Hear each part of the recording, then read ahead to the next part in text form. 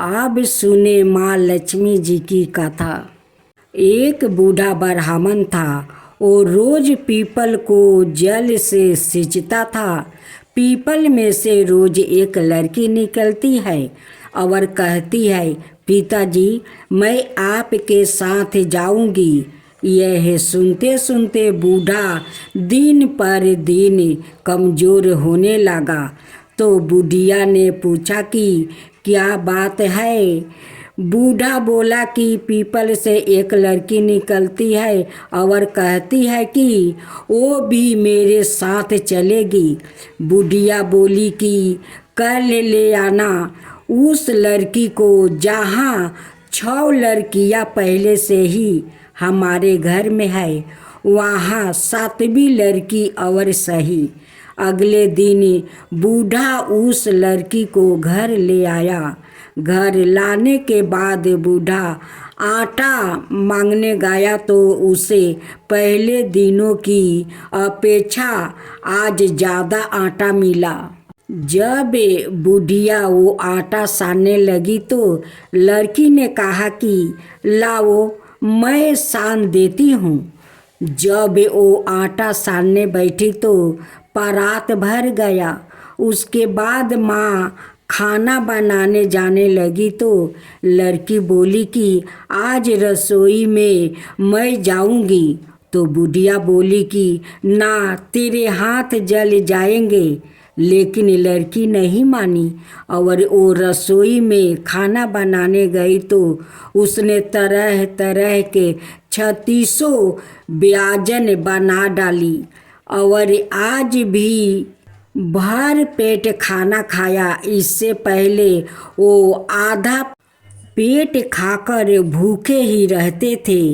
रात हुई तो बुढ़िया का भाई आया और कहने लगा कि दीदी मैं तो खाना खाऊंगा।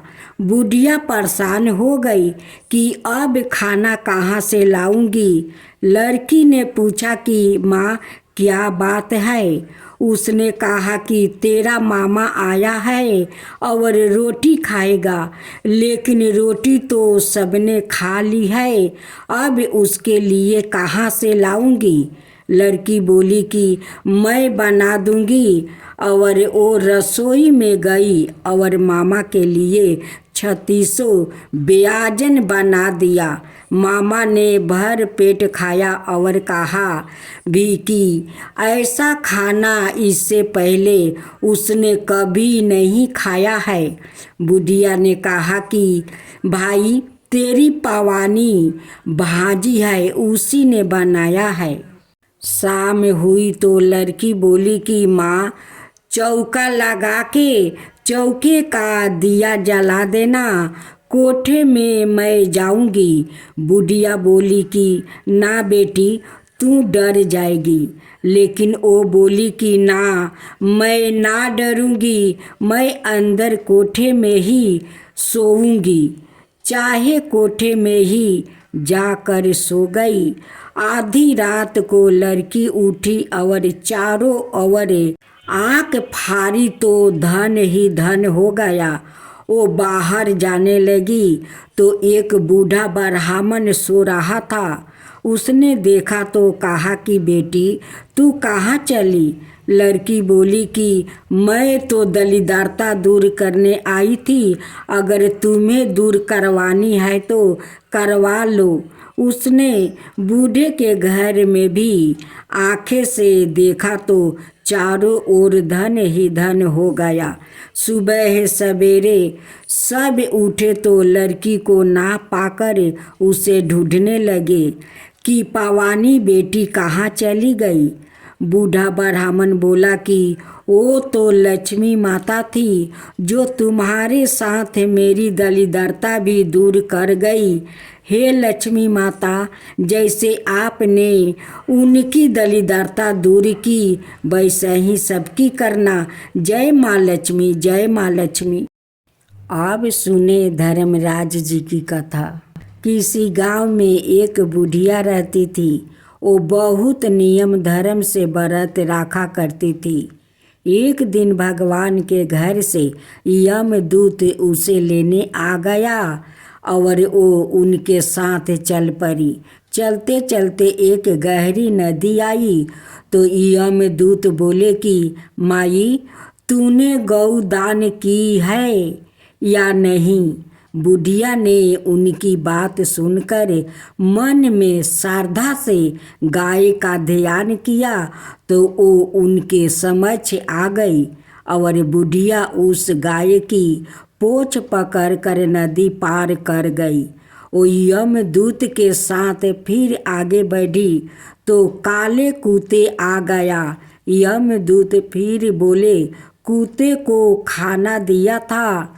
बुढ़िया ने मन में कुत्ते को ध्यान किया तो वो रास्ते से चले गए। अब बुढ़िया फिर से आगे बढ़ने लगी तो रास्ते में कौआ ने उसके सिर पर चोंच मारनी शुरू कर दिया। तो यमदूत बोले कि ब्राह्मण की बेटी के सिर में तेल लगाया था। बुढ़िया ने ब्राह्मण की बेटी का ध्यान किया तो कौए ने चोंच मारनी बंद कर दिया। कुछ आगे बढ़ने पर बुढ़िया के पैर में कांटे चुभने लगे तो यमदूत बोले कि खराऊं आदि दान की है। बुढ़िया ने उनका ध्यान किया तो खराऊं उनके पैरों में आ गई। बुढ़िया फिर आगे बढ़ती तो चित्रगुप्त जी ने यमराज से कहा कि आप किसे लेकर आए हो? यमराज जी बोले कि बुढ़िया ने दान पुण्य तो बहुत किया है लेकिन धर्मराज जी का कुछ नहीं किया, इसलिए आगे द्वार इसके लिए बंद है। सारी बात सुनने के बाद बुढ़िया बोली कि आप मुझे सिर्फ 7 दिन के लिए वापस धरती पर भेज दो। मैं धर्मराज जी का व्रत और उद्यापन करके मैं वापस आ जाऊंगा। बुढ़िया माई वापसी धरती पर अपने गांव आ गई और गांव वालों ने उसे भूतनी समझकर अपने दरवाजे बंद कर दिया। वो जब अपने घर गई तो उसके बहू बेटे भी दरवाजे बंद करके बैठ गया। बुढ़िया ने कहा कि मैं भूतनी नहीं हूँ, मैं तो धर्मराज जी की आज्ञा से वापस धरती पर 7 दिन के लिए आई हूँ। इन 7 दिनों में मैं धर्मराज जी का व्रत और उद्यापन करूँगी जिससे मुझे परलोक में जगह मिलेगी।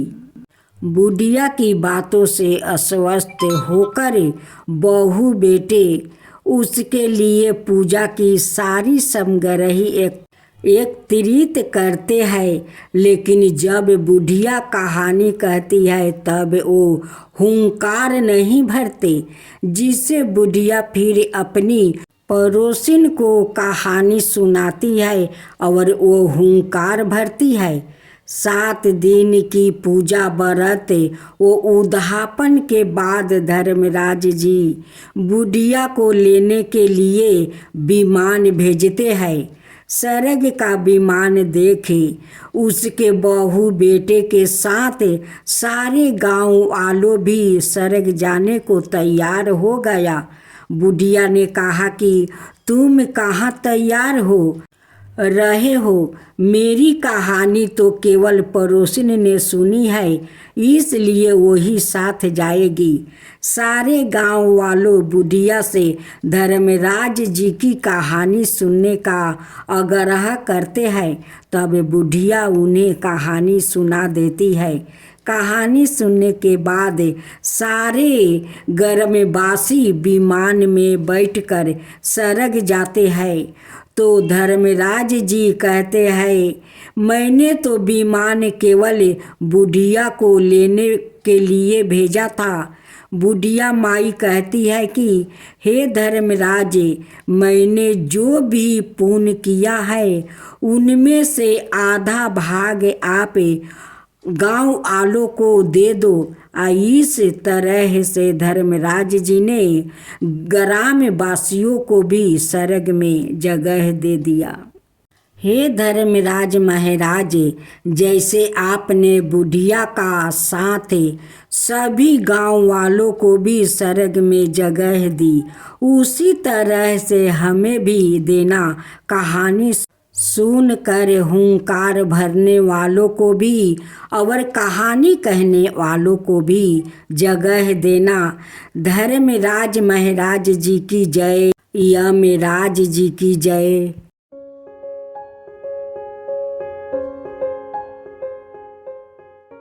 आज आप सुने राधा रानी और तुलसी कथा। एक बार राधा जी सखी से बोली, सखी तुम श्री कृष्णा की प्रसन्नता के लिए किसी देवता की ऐसी पूजा बताओ जो परम सौभाग्य वर्धक हो।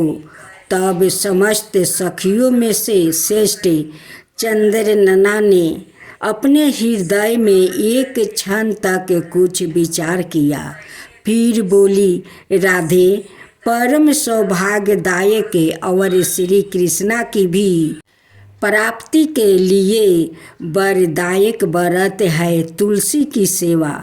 तुम्हें तुलसी सेवन का ही नियम लेना चाहिए, क्योंकि तुलसी का यदि स्पर्श अथवा ध्यान नाम संकीर्तन आरोपण चेतन किया जाए तो महान पुण्य प्रद होता है।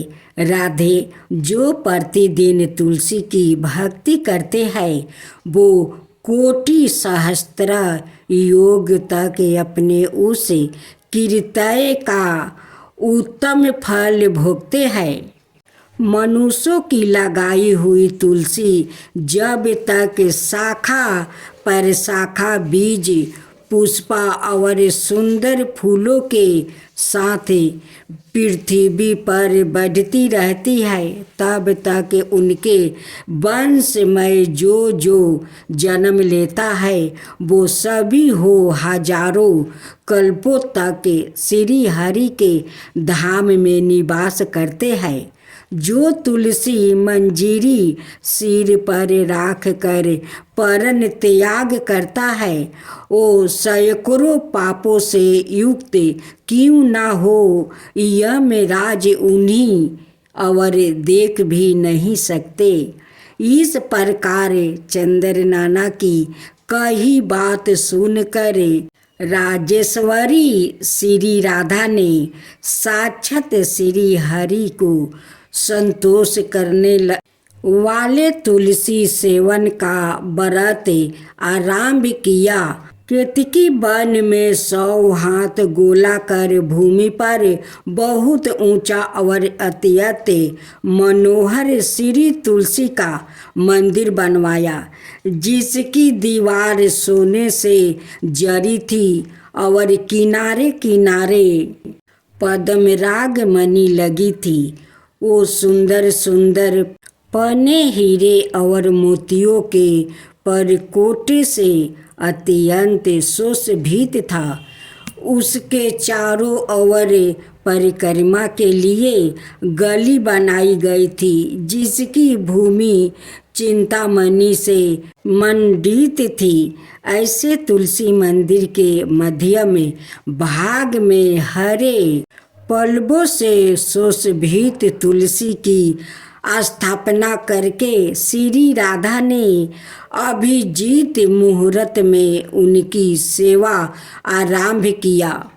श्री राधा जी ने आश्वासन शुक्ल पूर्णिमा से लेकर चैत्र पूर्णिमा तक तुलसी सेवन व्रत का अनुष्ठान किया। व्रत आरंभ करने से उन्होंने प्रति मास पृथक पृथक रस से तुलसी को सींचा। कार्तिक में दूध से, मार्गशीर्ष में ईख से रस से, पूष में दरछा रस से, माघ में 12 मासी आम के रस से, फागुन मास में अनेक वस्तुओं से मिश्रित मिश्री के रस से और चैत्र मास में पंचमृत से उनका सेचन किया। और वैशाख कृष्णा प्रतिपदा के दिन उद्यापन का उत्सव किया। उन्होंने 2 लाख ब्राह्मणों को 56 भोगों से दीर्पित करके वस्तुओं और आभूषणों के साथ दक्षिणा दी।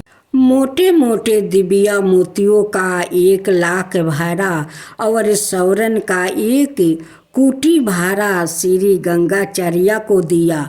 उस समय आकाश से देवता तुलसी मंदिर पर फूलों की वर्षा करने लगे। उसी समय स्वर्ण सिंहासन पर विराजमान हरि प्रिया तुलसी देवी प्रकट हुई। उनके 4 भुजाएं थी, कमल दल के समान विशाल नेत्र थे, 16 बरस की अवस्था और सायम्य कांति थी। मस्तक पर हेमाम किरीट प्रकाशित था और कानों में कंचनमय कुंडल झलमला रहे थे। गरुड़ से उतर कर तुलसी देवी ने रंग वाली जैसी श्री राधा जी को अपनी भुजाओं से अंक में भर लिया और उनके मुख चंदर का चुंबन किया। तुलसी बोली, कालावती राधे, मैं तुम्हारी भक्ति से प्रसन्न हूँ। यहाँ इंद्रादि मन वृद्धि और चिंता द्वारा जो जो मनोरथ तुमने किया है वो सब तुम्हारे सम्मुख सफल हो गया है। इस प्रकार हरि प्रिया तुलसी को प्रणाम करके वृषभानु नंदिनी राधा ने उसे कहा, देवी, गोविंद के युगल चरणों में मेरी हृदय की भक्ति बनी रहे। तब तथास्तु कहकर हरि प्रिया अंतर्ध्यान हो गई। इस प्रकार पृथ्वी पर जो मनुष्य श्री राधिका के इस विचित्र उपाख्यान को सुनता है वो भगवान को पाकर कृत हो जाता है। अब सुने विनायक जी की कथा। एक बार गणेश जी छोटे बालक के रूप में चिमटी में चावल और चमचे में दूध लेकर निकले। वो हर किसी से कह रहे थे कि कोई मेरी खीर बना दो, कोई मेरी खीर बना दो। वहाँ पर एक बुढ़िया माई बैठी थी। उसने कहा, लाओ मैं बना देती हूँ। वो छोटा सा बर्तन चढ़ाने लगी तो गणेश जी ने कहा कि दादी माँ, छोटी सी भगौनी मत चढ़ाओ, तुम्हारे घर में जो सबसे बड़ा बर्तन हो वो ही चढ़ाओ। बुढ़िया माई ने गणेश जी का मन रखने के लिए 12 बर्तन चढ़ा दिया। वो देखती रह गई कि वो जो थोड़े से चावल उस बड़े बर्तन में डाले थे वो तो पूरा भर गया है। गणेश जी ने कहा, दादी माँ, मैं नहा धोआ कर आता हूँ। जब खीर तैयार हो गई तो बुढ़िया माई के पोते पोती खीर खाने के लिए रोने लगे। बुढ़िया ने कहा, गणेश जी महाराज, तेरे भोग लगाना कह कर चूल्हे में थोड़ी सी खीर डाल दी और कटोरी भर कर बच्चों को दे दिया। बुढ़िया की पड़ोसन ऊपर छत पर से देख रही थी तो बुढ़िया ने सोचा यह चुंगली कर देगी, इसलिए एक कटोरा भर कर उसे भी पकड़ा दिया। बेटे की बहू ने भी चुपके से एक कटोरी खीर ले जाकर खाई और कटोरा चौकी के नीचे छिपा दिया। अभी भी गणेश जी नहा कर नहीं आए थे और बुढ़िया को भी भूख लग रही थी तो वो भी एक कटोरी में खीर निकाल कर केवाड़ के पीछे बैठकर एक बार फिर कहा कि गणेश जी महाराज आपके भोग लगे। यह कहकर खाना शुरू कर दिया। तभी गणेश जी आ गए। बुढ़िया माई ने कहा, आ जा रे गणेश, खीर खा ले, मैं तो तेरा ही इंतजार कर रही थी। तब गणेश जी ने कहा, दादी माँ, मैंने तो खीर पहले ही खा ली है। बुढ़िया ने कहा, कब खाया? गणेश जी ने कहा, जब तेरे पोते पोती ने खाई तब खाई थी, जब तेरी पड़ोसन ने खाई तब खाई थी, और जब तेरी बहू ने खाई तब भी खाई थी, और अब तूने खाई तो मेरा पेट पूरा ही भर गया। बुढ़िया ने कहा, बेटा, तेरी सारी बात सच है, लेकिन बहू बेचारी तो सुबह से काम में लगी रही है, तो फिर उसने खीर कब खाई? गणेश जी महाराज ने कहा, चौकी के नीचे देख, जूठा कटोरा पड़ा है, तूने तो मेरे भोग तो लगाया, वो तो बिना भोग के ही खा गई। बुढ़िया ने कहा, बेटा, घर की बात है, घर में ही रहने दो। अब बताओ, बची हुई खीर का क्या करूं? गणेश जी ने कहा, नगरी को जिमा दो। बुढ़िया माई ने पूरी नगरी जिमा दी, फिर भी बर्तन खाली नहीं हुआ। जब राजा को यह बात पता चली तो राजा ने बुढ़िया को बुलाया और कहा, क्यों री बुढ़िया, ऐसा बर्तन तेरे घर पर कहाँ से आया?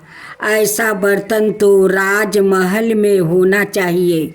बुढ़िया ने कहा, राजा जी, इस बर्तन को आप ले लो। राजा जी ने खीर का बर्तन महल में मंगवा लिया। लाते ही खीर में कीड़े मकोड़े, बिच्छू, कंचूले हो गया और दुर्गंध आने लगी। यह देखकर राजा ने बुढ़िया से कहा, बुढ़िया, बर्तन वापस ले जा, जा, तुझे हमने दिया। बुढ़िया ने कहा, राजा जी, आप देते तो पहले ही कभी दे देते, यह बर्तन तो मुझे मेरे गणेश जी ने दिया है। बुढ़िया ने बर्तन वापस लिया, लेते ही सुगंधित खीर हो गई। घर आकर बुढ़िया ने गणेश जी से कहा, बची हुई खीर का हम क्या करें? गणेश जी ने कहा, बची हुई खीर को झोपड़ी के कोने में खारा खोद कर गाड़ दो। उसी जगह सुबह उठकर वापस खोदेगी तो धन के 2-4 मिलेगा। ऐसा कहकर गणेश जी अंतर ध्यान हो गया। जाते समय झोपड़ी के लात मारते हुए गए तो झोपड़ी की जगह पर महल हो गया। सुबह बहू ने फवारा लेकर पूरे घर को खोद दिया तो कुछ भी नहीं मिला। बहू ने कहा, सासू जी, थारो गणेश जी तो झूठा है। सास ने कहा, बहू, मारो गणेश जी झूठो तो नहीं है, ला मैं खोदूं। वो सुई लेकर खोदने लगी तो टन टन करते 2 धन के चरे निकल आए। बहू ने कहा, सासू जी, गणेश जी तो सच्चो ही है। सास ने कहा, गणेश जी तो भावनाओं का भूखा है। हे गजनंदे गणेश जी महाराज, जैसे आपने बुढ़िया को दिया वैसे सबको देना। विनायक जी की कहानी कहने वाले, हुंकार भरने वाले और आस पास के सभी सुनने वाले सबको देना। गणेश भगवान की जय, गणेश भगवान की जय, गणपति पप्पा की जय, गणपति पप्पा की जय। अब सुनेंगे नीत नेम बाबा की कथा। किसी गांव में एक छोटी सी लड़की रहती थी। वो रोज नियम से नीत नेम बाबा की पूजा करती थी। उसकी भाभी रोज उससे कहती कि काम की ना काज की, बस सारा दिन नीत नेम करती रहती है। भाभी की कड़वी बातों सुनकर एक दिन वो अपनी एक टांग पर खड़ी हो गई और बोली, हे नीत नेम बाबा, अगर मैं सच्चे मन से आपकी पूजा करती हूँ तो आप सोने की मूर्ति बनाकर मंदिर में विराजो। यह बात सुनकर भगवान का सिंहासन भी डोल गया। भगवान सोचने लगे कि एक छोटी सी लड़की तप कर रही है तो नीत नेम बाबा सोने की मूर्ति बनाकर मंदिर में विराजमान हो गया। जब लड़की ने आंख खोली तो देखा कि नीत नेम बाबा की सोने की मूर्ति आले में रखी है। अब उसने आवाज लगाई, भाभी देख लो नीत नेम बाबा, माँ देखो नीत नेम बाबा। माँ भी अब नीत नेम बाबा को धावे और भाभी भी नीत नेम बाबा को धावे। हे नीत नेम बाबा, जैसे आपने उस छोटी सी लड़की का सत रखा, कहने वाला का भी, सुनने वाला का भी और हुंकार भरने वालों